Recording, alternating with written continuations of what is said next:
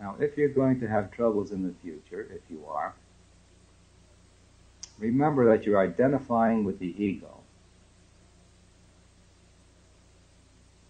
You could have your life 1,000 times better than it is now, and you'll be dissatisfied if you're taking your pleasures from the world, from life, from living. Rather than just being what you are, which is taking it directly. Our pleasures must be taken directly, not attributed to things outside of ourselves. Then joy is constant and never tainted by sorrow. And that's the natural state. I think what I'm stressing tonight is, be not the body. Continue to make life happier, as you have been doing.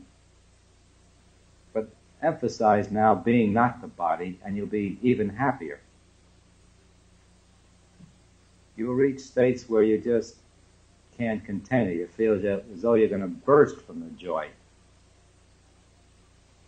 Not being used to this newfound joy, sometimes it's hard to contain.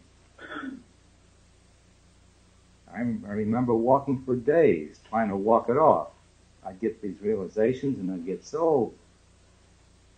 it was hard to breathe almost. I was so full of new joy coming in all the time.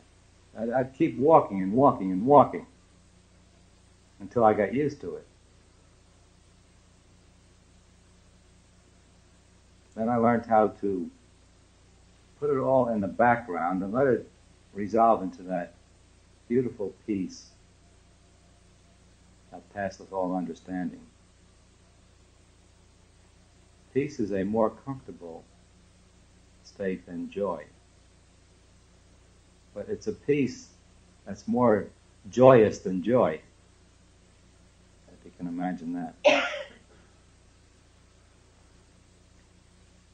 Right, now the key to getting to this state is to discover each time that the joys that you get in life just allow you to be yourself by the squelching of thoughts of need, of desire, by satisfying of them. You satisfy a desire, the thought's quiet, and you feel better.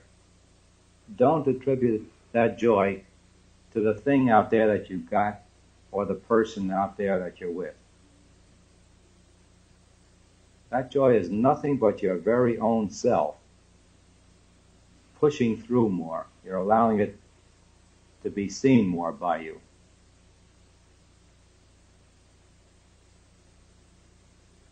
So the object should be to recognize that all joy is nothing but the self, more or less. That we wrongly attributed it to something outside of ourselves. Now this is the key to constant joy with no sorrow.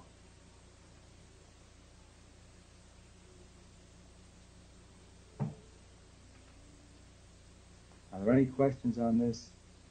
This is a very deep, it's a tremendous thing once you see it. Your sorrow and miseries are gone forever. You lifted a cover off the joy. You see, every desire is a thing of limitation which limits the self and covers it up. We peel off these covers and we allow the self to be, and that's what we call joy. No, it depends on the way you look at it. Look upon it as a dream. That the body, you are not the body. Let it go its way. It's a puppet, if anything. Don't get ego and you. There's only one. There's only one self. There's not a higher self and a lower self. There's only you. Identifying with your limitless being or identifying with your limited being. So you have the joy directly, or if you choose, you can take that direct joy indirectly. And yet when you're taking it indirectly, you still know it's direct.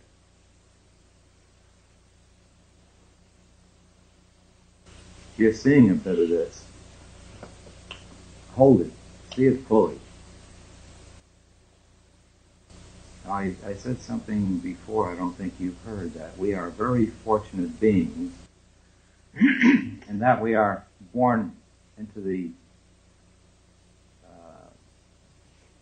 place that we are born, this earth, because this allows us to go all the way to the absolute. Other realms don't allow it.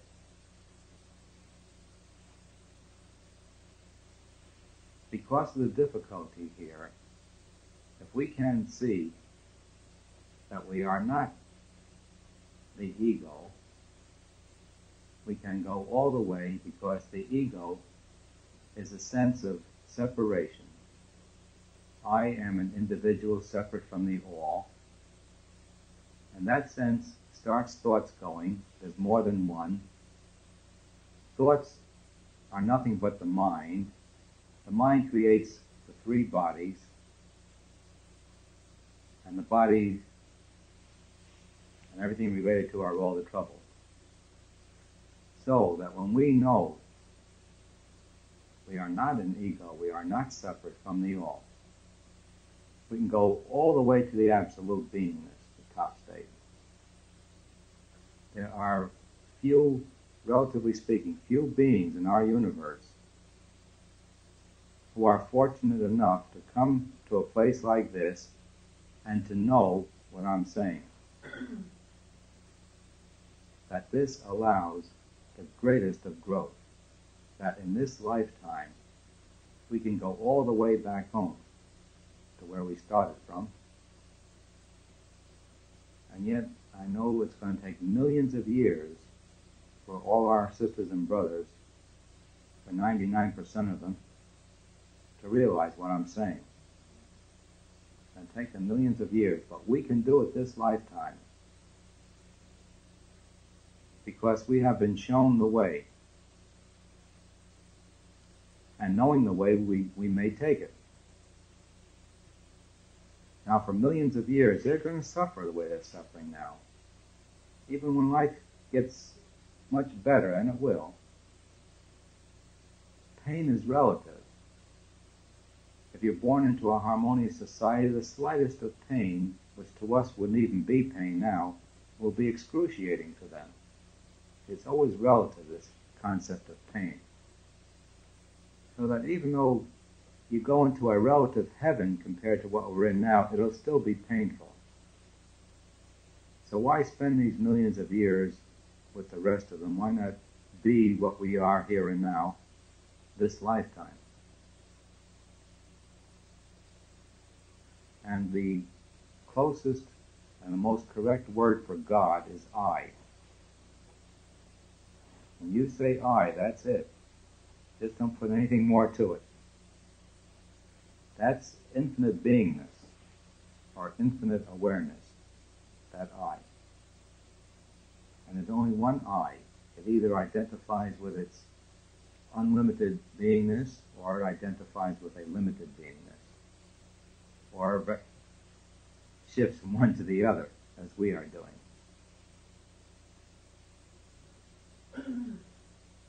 So our way of life should be, no matter what we're doing, be not the body, let the body go its way. It'll do the work far better than it did before, because the ego sense is now out of the way. And to trace back all joys and pleasures to being nothing but quieting the mind so we can be ourselves. Don't attribute the joy to the externals, because it's not there. That's an awful trap.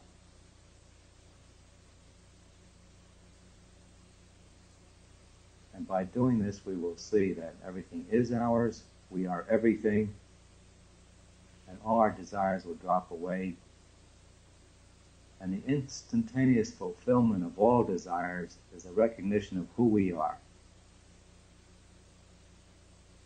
The simultaneous fulfillment of all desires, the recognition of who we are.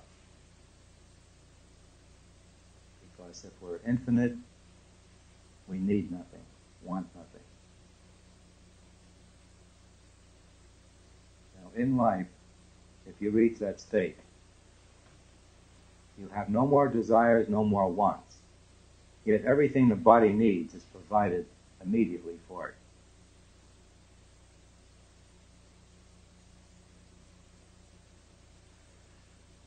And we are so non-attached to the body that if it fell over, we couldn't care less. It makes absolutely no difference to us whether the body is there or whether it is not there.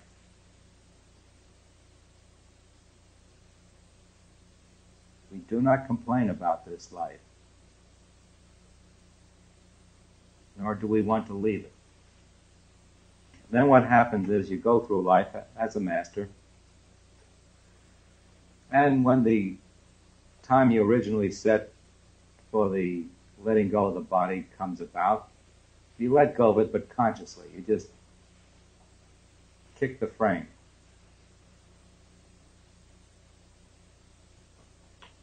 And before you do that, you know that it's just a dream, like any night dream, that you never were limited by this body. That you never were anything but the infinite beingness that is omnipresent.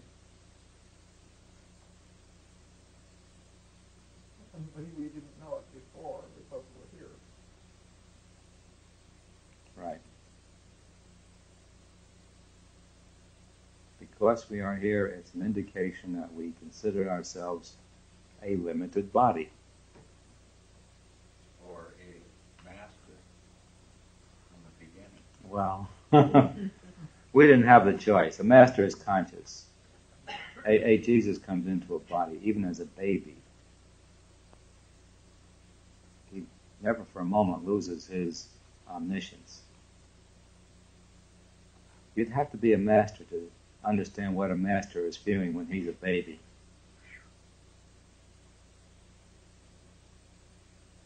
But before Jesus came into that body, he knew his infinite beingness and never lost consciousness of it for a moment.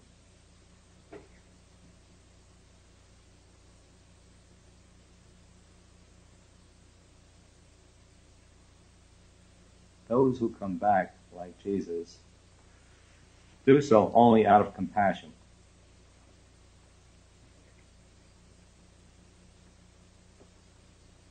Compassion for what when all is perfect? I knew that was going to come out. Compassion for those who need a personal, external God to worship until they realize that they don't need that external God. The God out there directs us inward until we see that the God out there is nothing but our very own self, and that our self is the infinite beingness that we are. The word I. Well, I went from here to here until you're back again. Now, in reality, there never was a Jesus, a God. In the end, you'll see this, that there never was anything but I, all alone. And alone is spelled A-L-O-N-E.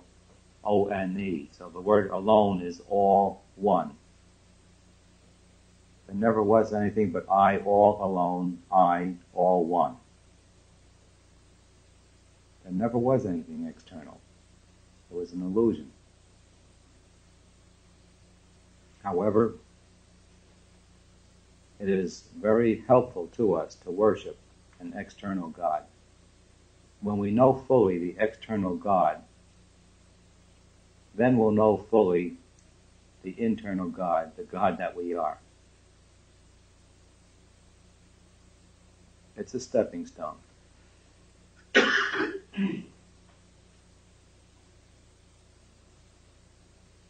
We climb a ladder, and each time we get up to another rung, we forget about the rungs below. And when we get to the top, we kick the ladder away. But any aid is a good thing.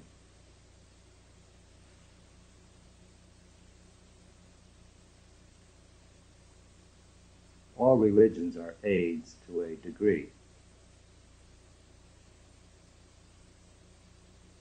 they're all pointing toward God. Whether it's 1 degree, 1% or 100%, it's still in the right direction. Therefore, all religion is good.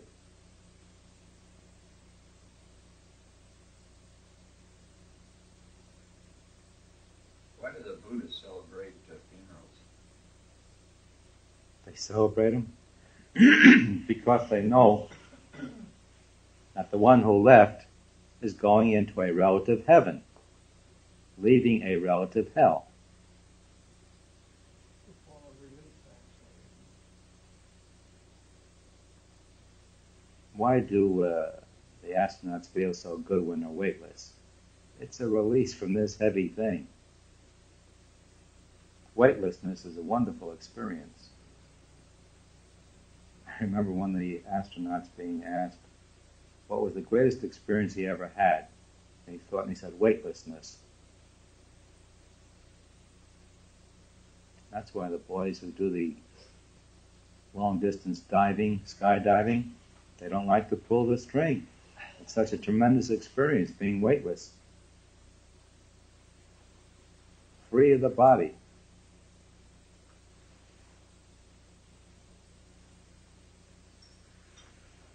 So we can be free of the body just by knowing we are not the body. We don't have to skydive or nosedive. Or skin dive? Or what? No, we're already up there. That's right. And always have been and always will be, whether we delude ourselves or not.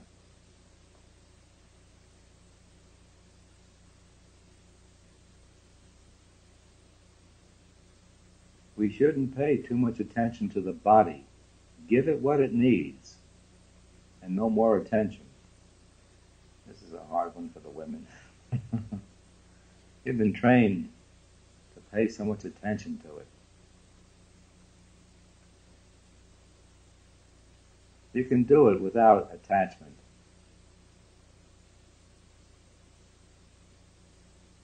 You can dress it up, make it beautiful without attachment to what you're doing.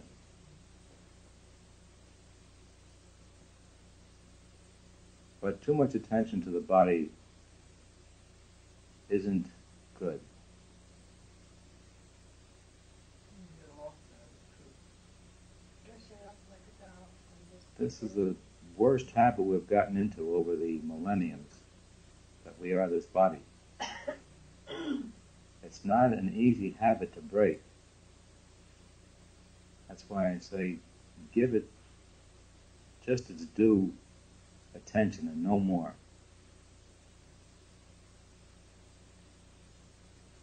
And start freeing yourself from its limitations.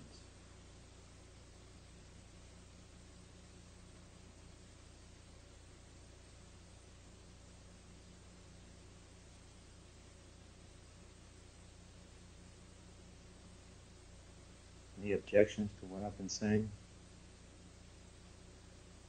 In anyone's mind?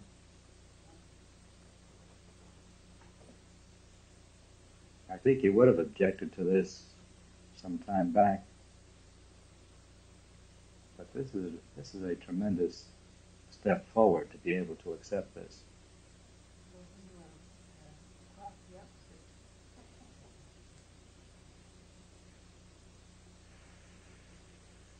When a master in this world looks around, he sees this body, and he sees all those bodies, but he knows that he is everybody. That's the difference. He sees everybody as much his body as the one closest to him. And yet he feels absolutely no limitation because of the body. All he has to do is close his eyes and he's off into infinity. And yet when he opens his eyes, he still sees that infinity. He sees everyone as points of perfection, of infinity. In 1952, a physicist by the name of Lester Levinson discovered a way to free himself from all limitation. Prior to that time, he had been very successful, but he suffered from the physical and emotional ills that so often accompany worldly success. But since his discovery, he's enjoyed perfect health, peace, and happiness right up to this day. His peace and joy are very evident to those who know him. His mastery of life has become legendary, and his compassion for others has led him to help many people toward achieving the same peace and happiness that he enjoys. Between 1964 and 1972, Lester spoke to many groups, some of whom recorded his talks. This special cassette program includes 11 of those talks. The delivery style of the talks is deliberate. By the time these talks were recorded, Lester had learned to speak in a manner that would draw attention not to him, but to his message. As you listen to his message and begin applying it in your everyday life, you will discover it to have a quality and power well beyond even your highest expectations. The title of this first session is The Ultimate Goal. It was recorded September 28, 1964. The thing that every one of us is looking for in this world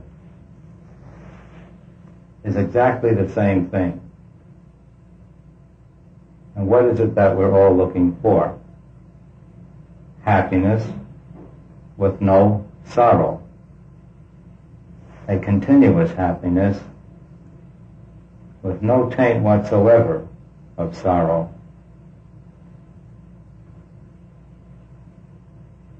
All right, this being the goal, why is this the goal? The reason why this is the goal is because unlimited happiness is our very basic nature. This is the real natural state before we encumber it with limitations.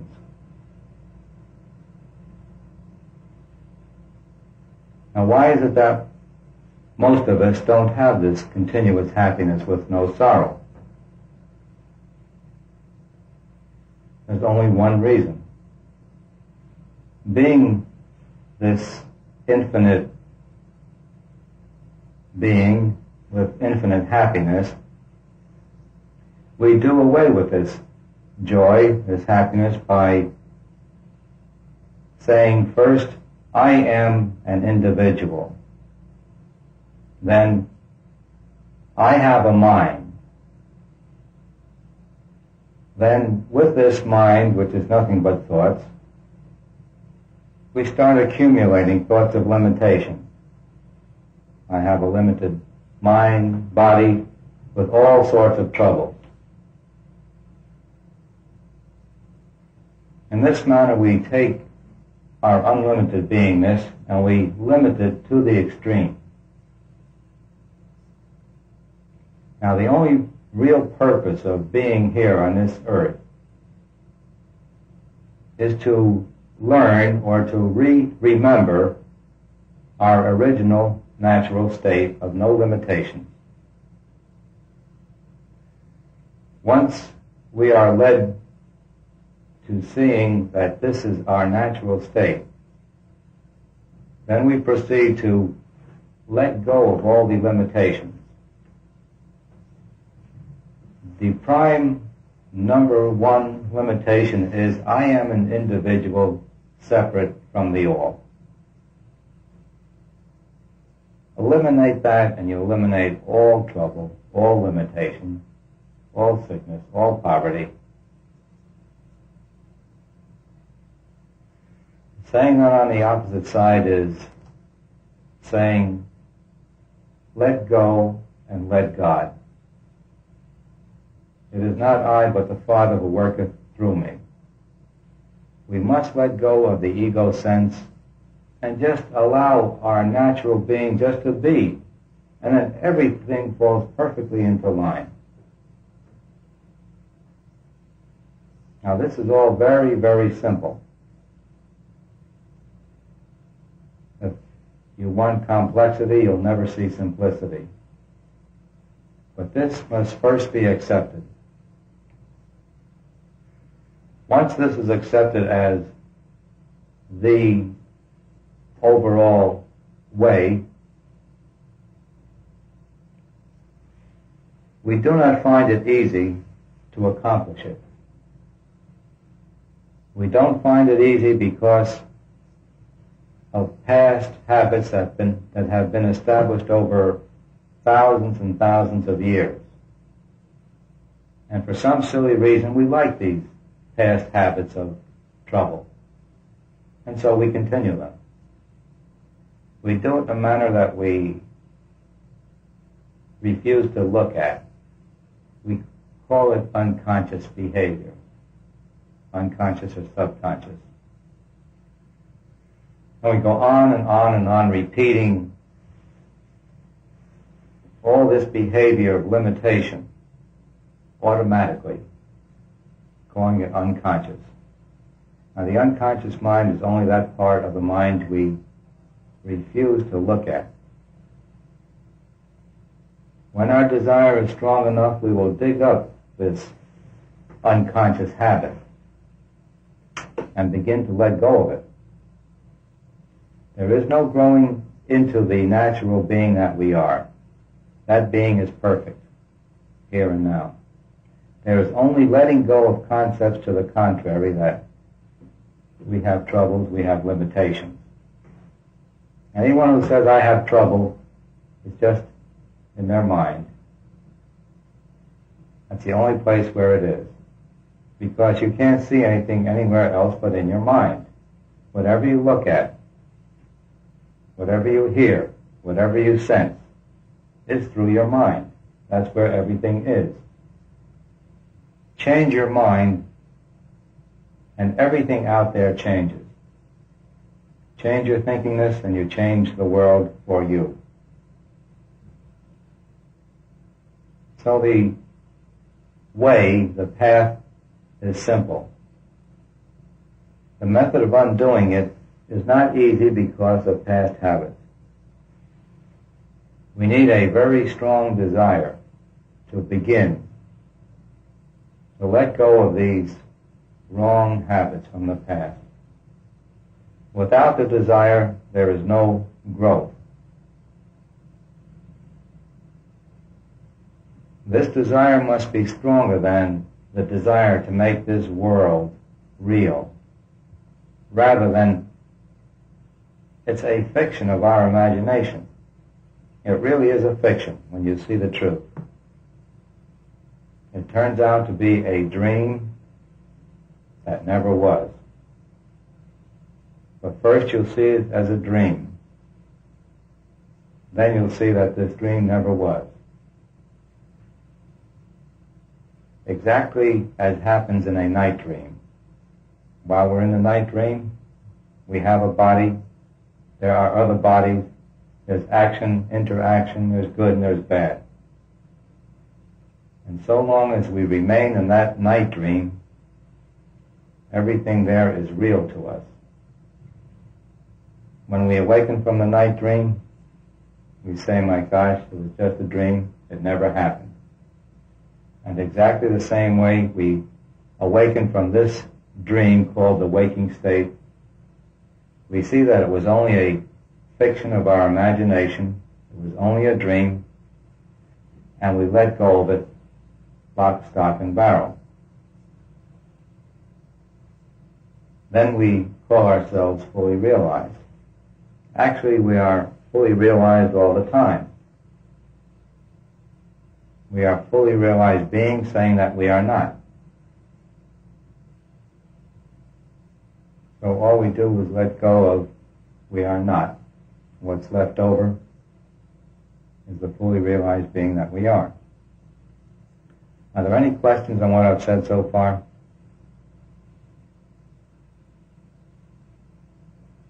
Everyone understands this, at least intellectually.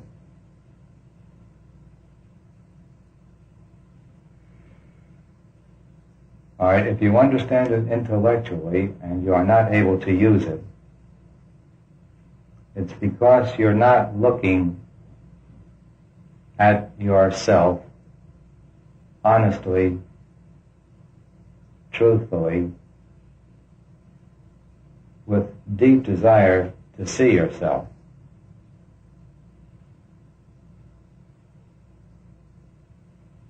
In the process of which you have set up as the unconscious mind all the things you don't want to look at.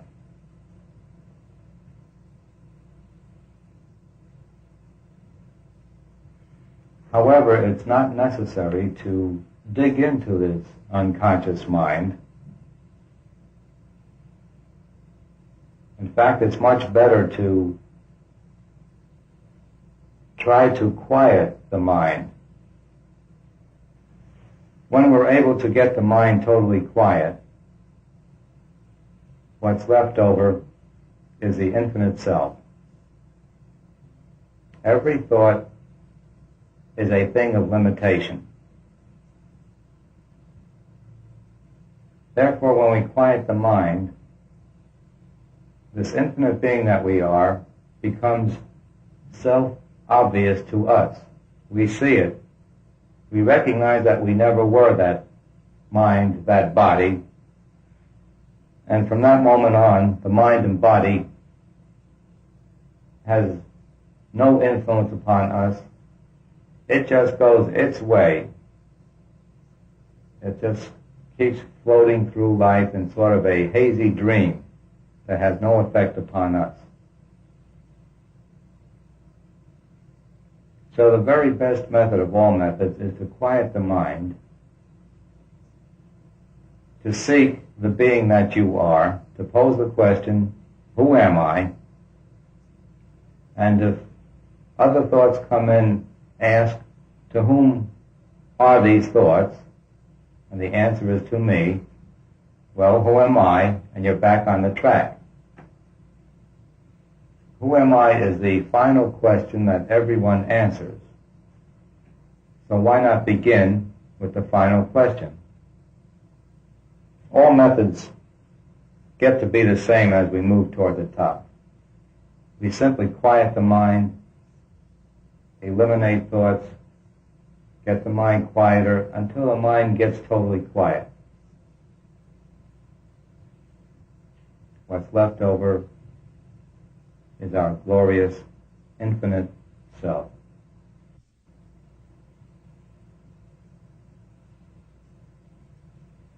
There are two ways of growing. One is eliminating the negative. Going into the mind, seeing the cause of the problem, which originates in a thought sometime in the past, or many thoughts. And when we see this thought, when we bring it up into the consciousness, we naturally let go of it. We see how silly it is to hold it and correct that behavior. However, the better way is to quiet the mind and to see who and what you are. I am that I am he.